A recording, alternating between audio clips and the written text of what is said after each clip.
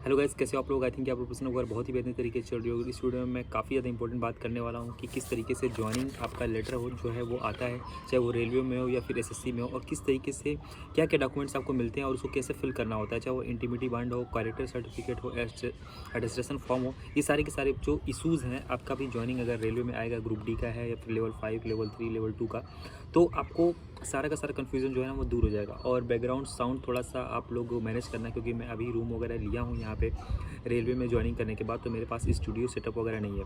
Okay, तो और videos भी इसी वजह से थोड़ी सी डिले हो जा रही है, फिर लेट आ रही है, क्योंकि मैं भी ज्वाइनिंग प्रोसेस में बहुत ज़्यादा बिजी था और थोड़ी बहुत प्रॉब्लम आती है, बहुत ही ज़्यादा थोड़ा इशू आता है ज्वाइनिंग कराने के टाइम। बहुत सारे डॉक्यूमेंट्स आपको अरेंज करने होते हैं, तो वो सारी की सारी प्रॉब्लम्स हैं, इशूज़ हैं, वो मैं इसमें आपको बता दूंगा क्या क्या फेस करना पड़ता है। आपको एक ही वीडियो में सारी चीज़ें क्लियर हो जाएंगी। वीडियो थोड़ी लंबी होगी, लेकिन आपको कहीं और जाना नहीं पड़ेगा और चीज़ें बार बार ढूंढनी नहीं पड़ेंगी, और ये 15 मिनट आपके 10 से 15 दिन बचा देंगे इधर उधर घूमने में, क्योंकि मैं सारी चीज़ें फेस कर चुका हूँ।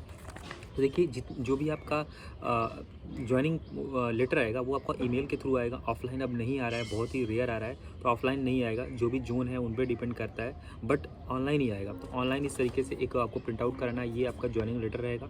ये 2 से 3 पेज का रहता है। इसमें आपको कुछ भी फिल नहीं करना होता है। आपका नाम होता है, आपका कौन सा पोस्ट हुआ है, कौन सा पोस्ट पे हुआ है, ये सब सारी चीज़ें इसमें होती हैं। बाकी और भी चीज़ें होती हैं, आपका ग्रेड पे वगैरह कितना रहेगा, ये सब सारी चीज़ें इसमें लिखी रहती हैं। इसमें आपको सिंपली अपना नाम, सिग्नेचर वगैरह कर देना होता है। तो ये जॉइनिंग लेटर होता है 2 से 3 पेज। गैस, जो दूसरा डॉक्यूमेंट है ना, वो है आपका इंटीमेटी बॉन्ड। अब इंटीमेटी बॉन्ड क्या होता है इसके बारे में थोड़ा बता देता हूँ, और इसको किस तरीके से आपको फिल करना है ये भी चीज़ें मैं आपको बता दूंगा। तो देखिए, इंटीमेटी बॉन्ड होता है ना कि जैसे आपको कोई भी गवर्नमेंट जॉब अप्लाई करने, गवर्नमेंट जॉब ज्वाइन करने जा रहे हो, तो आपके ट्रेनिंग पे जो खर्च आएगा, जितनी भी चीज़ें गवर्नमेंट आप पे खर्च करेगी, तो और आपकी अगर आप बीच में छोड़ देते हो तो आपका जो सीट है वो वैकेंट रह जाएगा, तो इसमें गवर्नमेंट का लॉस होगा। उसके लिए आपसे एक बॉन्ड फिल कराया जाता है। वो बॉन्ड कितने का भी हो सकता है, डिपेंड करता है आपके जॉब पे। तो ये 1000 रुपये का मुझे मिला था, आपका 500 का हो सकता है, 2000 का हो सकता है, डिपेंड करता है, मैं जैसे आपको बता रहा हूँ। तो इसको पहली बार आपको जब आपको मिलेगा ना, तो इसको लेके आपको कचहरी जाना है। इसका प्रिंट आउट निकलवा के और वकील से बोलना है कि ये मेरे नाम का एक बनवा दो, और वो आपको देख के बनवा देगा। फिर वो आपसे पूछेगा ये आपको ई वाला चाहिए, यानी इलेक्ट्रॉनिक वाला चाहिए, फिर ऑफलाइन वाला चाहिए। आप बोल देना कि मुझे इलेक्ट्रॉनिक वाला दो। देखो, इलेक्ट्रॉनिक वाला थोड़ा सा सस्ता पड़ेगा और वो तुरंत ही बन जाता है। ओके, ऑफलाइन वाला आजकल कम अवेलेबल होता है मोस्ट ऑफ द सिटीज़ में। तो ये चीज़ है। इसमें आपको क्या करना है कि इसमें सारी चीज़ें आपको पढ़ लेनी है। आपको अपना नाम वगैरह, पता वगैरह फिल कर लेना है, और साथ ही साथ एक गैजेट ऑफिसर, वो आपका हो सकता है कि परिचय का होगा, कोई परिचय का होगा वही इस पर सिग्नेचर करेगा, नहीं तो आपको थोड़ी सी प्रॉब्लम होगी। बाकी लोग भी कर सकते हैं, बट थोड़ी सी प्रॉब्लम होगी। अब मैं बता देता हूँ गैजेट ऑफिसर कौन होता है, बहुत लोग को ये बात नहीं पता होती है। तो जैसे स्कूल का हेडमास्टर हुआ, गवर्नमेंट स्कूल का, इंटर कॉलेज का, तो वो इस पर सिग्नेचर मोहर कर सकता है अपना, या फिर कोई डॉक्टर हुआ, गवर्नमेंट डॉक्टर हुआ, वो इस पर सिग्नेचर मोहर कर सकता है। आप उससे पूछ लेना कि आप गैजेट ऑफिसर हो या नहीं, उसको पता होगा। बाकी और भी गैजेट ऑफिसर्स होते हैं, इंजीनियर वगैरह होते हैं, वो भी गैजेट ऑफिसर होते हैं जो गवर्नमेंट होते हैं, तो उनसे आपको सिग्नेचर मोहर पीछे के पेज पे करा लेना है। ओके, और पीछे के पेज पे आपको कराने के बाद ना, यहाँ पे लिखा होता है sign of the signature of the surety. यहाँ पे सिग्नेचर ऑफ द श्योरिटी लिखा हुआ है, इस पर कराना है। पॉसिबली आपको दिख ना रहा हो, लेकिन आपको जब डॉक्यूमेंट मिलेगा तो आप कंपेयर कर पाओगे। ओके, और यहाँ पे उनका करने के बाद उनका पोस्ट क्या है ये चीज़ आपको लिख देना है, और उसके नीचे कोई भी 2 गवर्नमेंट ऑफिसर का, कोई भी रहे, या वो फिर उनका ग्रेड पे कुछ भी रहे, बस उनको गवर्नमेंट एम्प्लॉय होना चाहिए, उनका सिग्नेचर और उनका क्या पोस्ट है ये चीज़ यहाँ पे फिल होना चाहिए। तो ये चीज़ हो गया। तो इंटीमेटी बॉन्ड में 3 लोग का सिग्नेचर रहेगा, एक सिक्योरिटी का जो कि गैजेट ऑफिसर होना चाहिए, और 2 और भी किसी भी गवर्नमेंट एम्प्लॉय का करा सकते हो, जो कि प्रूफ करें कि हाँ, जो सिक्योरिटी है वो ठीक ठाक है और मेरे सामने उन्होंने सिग्नेचर किया है, ऐसा कुछ होता है। लेकिन आप कहीं से भी करा सकते हो, ऐसा कोई मैंडेटरी नहीं है। तो ये हो गया इंटीमेटी बॉन्ड का, और ये आपका 1000 रुपये लिखा है, तो आपसे 1500 रुपये तक चार्ज कर सकता है, और ये आपको 1 घंटे में बना के मिल जाएगा। वो ये भी पूछेगा कि इसको क्या तो बोलते हैं, मुझे याद नहीं आ रहा है, नोटरी, हाँ, इसको नोटरी कराना है कि नहीं, तो इसको आपको बोल देना कि नोटरी करा दो, कोई दिक्कत नहीं। तो नोटरी कोई चार्ज नहीं लगता है। नोटरी मतलब किस पे सर्टिफाइड हो जाता है, मोहर सिग्नेचर हो जाता है, वो चीज़ होती है। तो ये इंटीमेटी बॉन्ड हो गया। कोई कन्फ्यूज़न हो तो पूछ लेना मुझसे, और इसका फोटो कॉपी भी मैं टेलीग्राम पर डाल दूँगा, और मैं उसका रिप्लाई भी कर दूँगा अगर कोई कन्फ्यूज़न हो तो। जो थर्ड होता है, ये भी थोड़ा इंपॉर्टेंट होता है, ये होता है अटेस्टेशन फॉर्म, सत्यापन फॉर्म।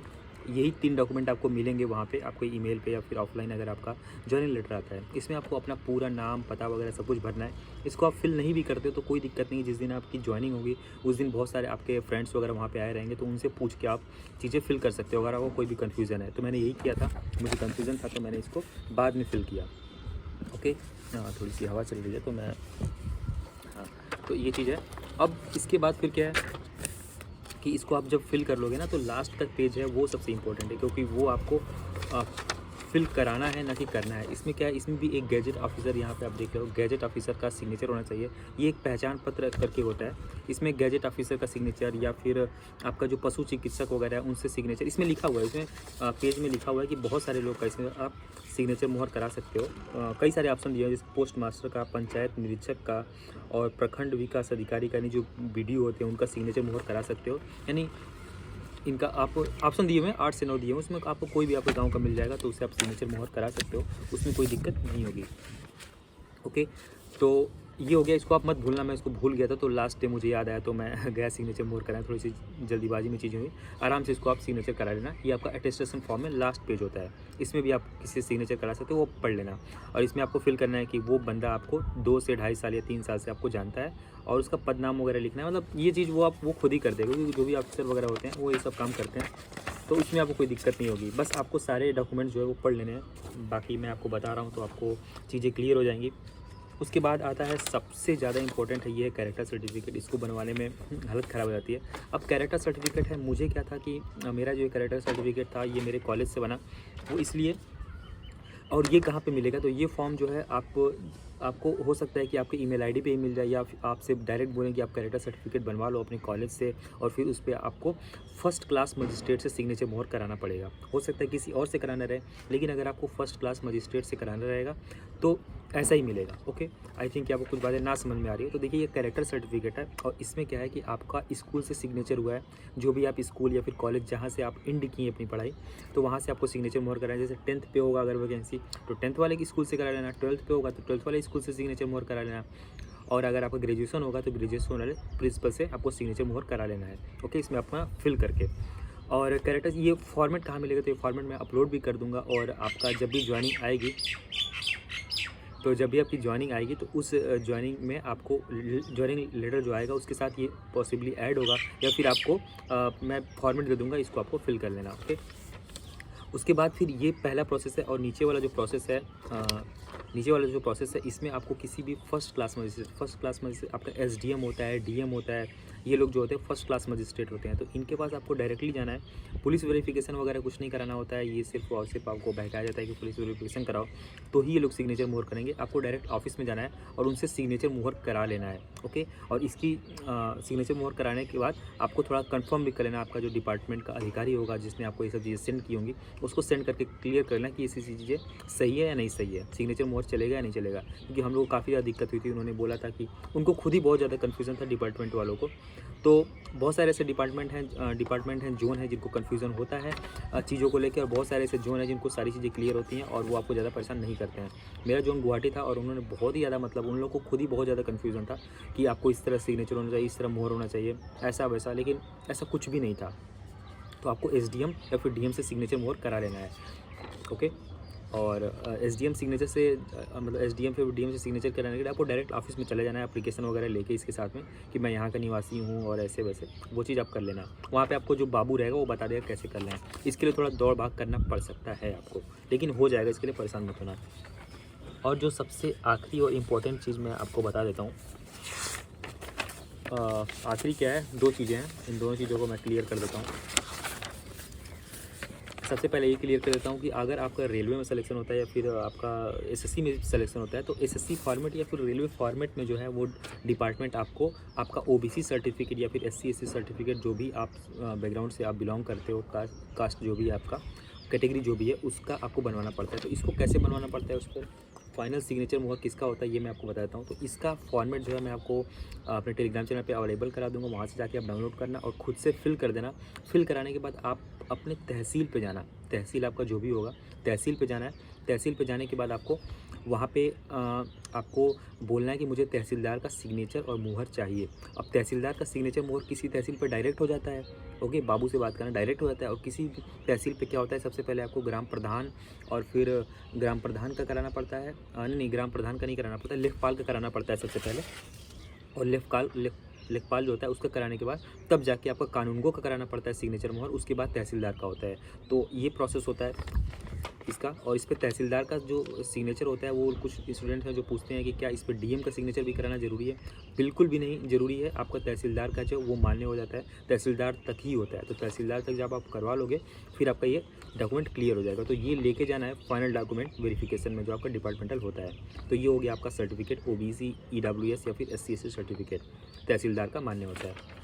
अब मैं आपको एक आखिरी चीज़ बता देता हूँ कि आप जब भी डॉक्यूमेंट वेरिफिकेशन के लिए जाओगे तो वहाँ पे आपको बहुत सारी चीज़ें जो है वो बोली जाएंगी कि आपके पास ये नहीं है, आपके पास 10th का एडमिट कार्ड हो सकता है मांग ले, या फिर 12th का एडमिट कार्ड मांग ले, या फिर रजिस्ट्रेशन फॉर्म मांग ले, या फिर 2019 का ओबीसी सर्टिफिकेट मांगे। तो ये चीज़ अवेलेबल कराना मुश्किल हो जाता है स्टूडेंट के लिए, क्योंकि 2019 का नहीं है और जबकि नोटिस में भी नहीं लिखा है। लेकिन आप उनसे आर्गू करोगे तो वो भी आर्गू करेंगे और फिर आपको लेट होगा, परेशान होगे। तो जो भी चीज़ आपके पास नहीं है, अवेलेबल नहीं है, उसके लिए आप बोल देना कि हमारे यहाँ से एडमिट कार्ड इश्यूज़ नहीं होता, या फिर खो गया है, या फिर नाम में कोई परिवर्तन है। तो वो सारी चीज़ें आपको एफिडेविट बनवानी है।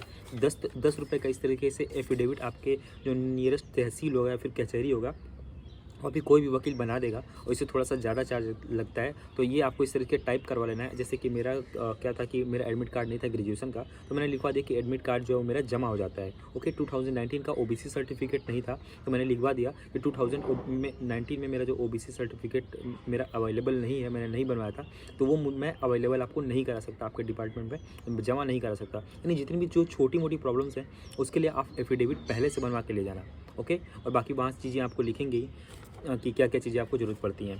अब देखिए एक चीज़ मैं और बता देता हूँ कि जितनी भी चीज़ें लिखी हुई हैं आपके ज्वाइनिंग लेटर में कि क्या क्या चीज़ें आपको लेके आना है, उससे ज़्यादा वो लोग डिमांड करते हैं। ओके, जैसे कि मुझे क्या क्या ज़्यादा डिमांड किए थे मैं आपको बता देता हूँ। 10th का, 12th का, ग्रेजुएशन का एडमिट कार्ड, जो कि बहुत ही कम लोग के पास होता है, खो भी जाता है या फिर होगा तो लेके जाना, नहीं है तो एफिडेविट बनवा देना। रजिस्ट्रेशन फॉर्म हम आप लोग को पता ही है कि बहुत स्कूलों में मिलता है, बहुत स्कूलों में हम लोग को रजिस्ट्रेशन फॉर्म नहीं मिलता है, वो लोग डायरेक्ट रजिस्ट्रेशन हम लोग करवा देते हैं। तो ये चीज़ अगर आपके पास नहीं है तो इसके लिए भी एक एफिडेविट ले जाना। 2019 का जो ओबीसी सर्टिफिकेट होता है वो भी अगर आपके पास ना हो, लेटेस्ट वाला हो, क्योंकि रेलवे ने लेटेस्ट वाला ही मांगा है, या फिर आपका एसएससी है, एसएससी में भी आपका लेटेस्ट वाला चल जाता है प्रोविजनल मिलने के बाद, तो यहाँ पे भी आप एफिडेविट में लिखवा सकते हो चीज़। बाकी आपका नाम वगैरह कहीं गड़बड़ है, जैसे मेरा एडमिट कार्ड में 12th के नाम थोड़ा अलग था, गड़बड़ हो गया था एडमिट कार्ड में, तो उसके लिए भी एफिडेविट आप बनवा लेना।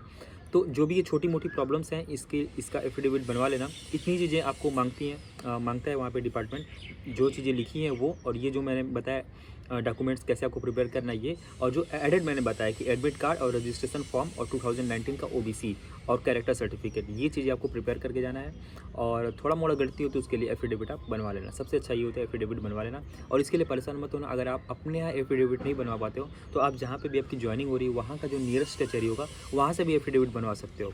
ओके, और बाकी आपको प्रोसेस लगेगा, घबराना नहीं है, क्योंकि ये नहीं सोचना है कि 15 तारीख या फिर 10 तारीख लास्ट डेट दिया है तो उसी डेट तक मुझे सारी चीज़ें कंप्लीट करनी है। आपका 6 महीने तक नौकरी कोई नहीं खाएगा, तो उसके लिए आप परेशान मत होना, आराम से सारी चीज़ें करना। और मतलब कि ये थोड़ा सा प्रॉब्लम होता है जैसे आई को लेके कि मेरा आई प्रिस्क्रिप्शन ये है या फिर वो है, जो भी चीज़ें हैं, मेडिकल भी अगर आपका होगा तो उसके लिए भी परेशान नहीं होना, धीरे धीरे चीज़ें करना, और ये समझना कि ये कुछ ही दिन की प्रॉब्लम है। ओके, मुझे भी बहुत ज़्यादा घबराहट हो गई थी, मेरा तो मन किया यार जॉब छोड़ देता हूँ, इतना डॉक्यूमेंट्स कौन रेडी करेगा। 2-3 बार गुवाहाटी से आना जाना हुआ, घर मतलब 2500 किलोमीटर जाना आना इन डॉक्यूमेंट्स को लेके, बट आपको घबराना नहीं है, धीरे धीरे जो चीज़ें हैं वो कर लेना है। बाकी कोई भी कन्फ्यूज़न हो इन सब चीज़ों से लेके तो आप इस कमेंट सेक्शन में पूछ सकते हो, मैं ज़रूर उसका रिप्लाई करूँगा। और बाकी चैनल को सब्सक्राइब कर सकते हो, वीडियो को लाइक कर सकते हो। जय हिंद, टेक केयर, मिलते हैं, बाय।